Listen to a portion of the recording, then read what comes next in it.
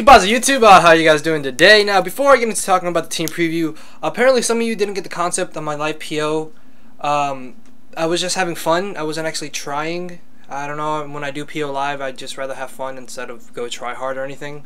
Because personally, I don't like PO. I just do it whenever I'm with my friends, just to have some fun. But yeah, anyways, enough about that. As you can see from the team preview, my opponent has Stunfisk. Now, before any of you say, hey, your opponent's retarded for bringing Stunfisk, if you did not see my previous battle, then you will know why I will never underestimate Stunfisk again. Also, he has Crusto, which, honestly, Crusto and Yu kind of works. I've used it before, so it's not that bad. But my opponent seems to be running a bulky team, but he has one major flaw. He does not have a rapid spinner, so I know when I get up my entry hazards, they will be here to stay. So I will be leading off with my Sableye as he leads up with Azelf, and right off the bat I make a bit of a dumb play and I go straight for the taunt, completely forgetting about the fact that, hey, Crustal carries rocks and spikes. So yeah, that was really stupid on my part, and I should have gone just straight for the Will-O-Wisp as I take an unnecessary U-turn hit, doing more damage than it should have done. But he's going to bring in the Milotic, and I'm pretty sure he's just going to go for Toxic or maybe go for the Scald, trying to get the burn. So I'm going to switch out into my Roserade, but he ends up going for the Dragon Tail, and Dragon Tails me out into my Zapdos Ekis, and I'll explain that nickname later on. So not wanting to get Toxic, they're hit by a Scald. I'm going to switch it back out into my Roserade as he does bring in the Stunfisk, which I did kind of predict as well if he didn't go for Toxic or Ice Beam. But then again, why would you leave Milotic in on Zapdos? So yeah, the switch out to Stunfisk was the most obvious thing that he could have done there. Obviously wanting to take the Thunderbolt, so just ignore that earlier statement. As I get on my first layer of Toxic Spikes, and that Earth Power does a lot more than I thought it would. So in the back of my mind, I'm thinking that maybe he choice specs, which if he is, then that thing will be a whole lot easier to deal with as I get on my second layer. And he's going to bring in Chandelure, and if you saw from the team preview, I have nothing to take a hit from Chandelure.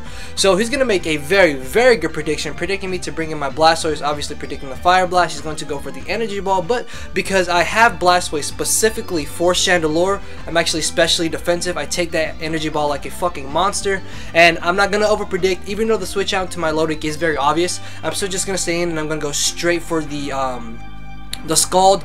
And also what I could have done was pull a double switch out to my Roserade, so it would have been a bit risky if he did bring in the Milotic. But now, because again I'm thinking he's gonna go for Toxic, I'm gonna bring in my Bronzong, but he ends up going for the Scald. Luckily he doesn't burn me, and at this point I'm pretty sure the only Scarfer that he has is his Chandelure, but I know he's not gonna switch that into my Bronzong, obviously not wanting to take a Jawa Ball or an Earthquake. So I'm actually gonna go for the trick. Luckily, as he goes for the second Scald, I don't get burned again, so I'm able to cripple this Milotic, which could have been a bit of a nuisance to deal with. So I also managed to get rid of my Scarf and get the leftovers, which in my Bronzong will have some more use for me later on in this battle. And I've been using Trick Scarf Bronzong for about 3 months now, and honestly this set has saved me a lot of times because I'm able to cripple a giant threat like a setup sweeper or a wall, or for this instance Milotic.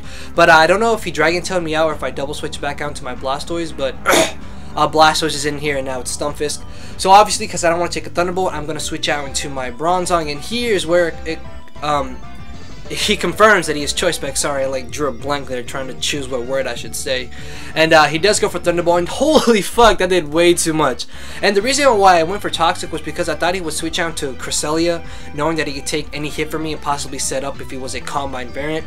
But no, he did go straight for Thunderbolt, and because my Roserade does resist it, I'm going to switch out into her as I managed to take that like a monster. So now I can either go for the Giga Drain or I can go for the Spikes. And this was a weird set. I have Spikes and Toxic Spikes.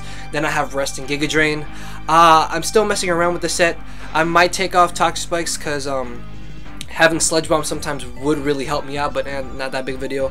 As he brings in the Azelf, I don't want to take a U-turn, so I'm just going to switch in my Bronzong as Death Fodder, but to my surprise, he ends up going for the Ice Punch, which means I can get an extra turn of Life Orb damage on him, as well as the Rocks damage racking up, so I will be able to deal with this thing a whole lot easier.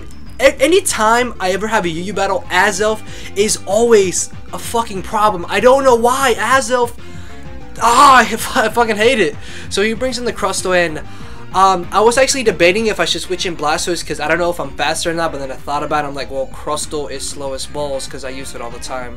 So Black Blastoise is able to outspeed him, finish him off with the Scald, as he's going to bring back in the Stunfisk. Now, I'm not too sure if a Scald will be able to finish him off at the amount of HP that he's at right now, so I'm going to take this turn to switch out into my Zapdos Ekis. Now, the reason why my Zapdos is called Zapdos Ekis is because, have you guys seen the commercial for the most interesting man in the world?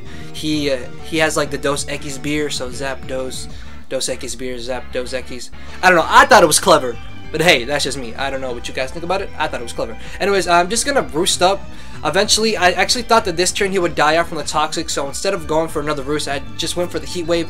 Also risking the fact that I could have missed, and I do need my Zapdos for that Milotic, so he's going to bring back in the Chandelure, and here, I predicted him to predict me to switch into Blastoise and go for Shadow Ball, which is why I'm actually going to bring in Sableye, but no, he makes the obvious play and goes straight for the Flare. No, I was about to say Flare Blitz, straight for the Fire Blast, and Sour just dies, so I know I'm going to get crap from Sour in the comment section now, so fuck you, Sour. But because he is locked into the Fire Blast, I can get a free switch out into my Blastoise, easily take that, go for the Scald, and be able to finish him off, because at the amount of HP that the Chandelure was, when he switched back in, he would have died off from Entry Hazard, so there was really no purpose of him switching out or me over-predicting in that situation. As he's going to bring the Milotic in here, I was actually about to go for the Roar, but I thought he would go for the Toxic, and then he reveals to have the Rest, which means he was a Rest Talk variant, which would explain why he never went for Toxic, so I should have put those pieces together. But yeah, it really doesn't matter, seeing as Zapdos can still easily 2-hit KO this Milotic, but I know he's going to bring in the Cresselia in order to take the Thunderbolt, which is why I'm actually going to pull a double switch out onto Scrafty, named after my best friend in real life, Donovan. He is black. I don't know why I brought that up, but anyways, even if he is carrying the Thunder Wave on Cresselia, I'm still going to go for the Dragon Dance because I need that +1 to ensure that my crunch is going to be a 2-hit KO, because even though I am max attack, I'm actually Jolly Nature with leftovers as opposed to Life Orb. Again, just another set I was trying on. After +1, it is an easy 2-hit KO. As you saw there, he turns out to have the Calm Mind, which means he is not carrying the Thunder Wave. So the following turn, I will be able to outspeed him, but then I thought about it and I was like, well, even after +1, Azelf still outspeeds me, so I'm still going to go for a second Dragon Dance, also risking the fact that he could be like Calm Mind and Thunder Wave, which would just be a little bit odd if you ask me, but hey, that's still a possibility. But he doesn't go for Thunder Wave, and I'm able to get on my second Dragon Dance, which means I will be able to 2-hit KO him with the crunch, but because I did get the -1 with the crunch, it's going to be an easy 1-hit KO, and at this point, it's just basically Scrafty going on a rampage, and it's going to be a good game at this point. And Milotic, now I'm a +3, and look at how well Milotic is going to take this Drain Punch. Oh, why?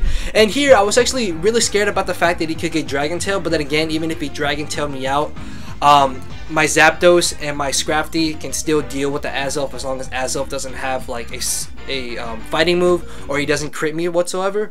But yeah, anyways, that was a victory in my favor. Hopefully you guys did enjoy this quick little game. You know what to do. Leave a like, leave a comment, subscribe to see more content. And with this, guys, I do believe I am out of here. Later.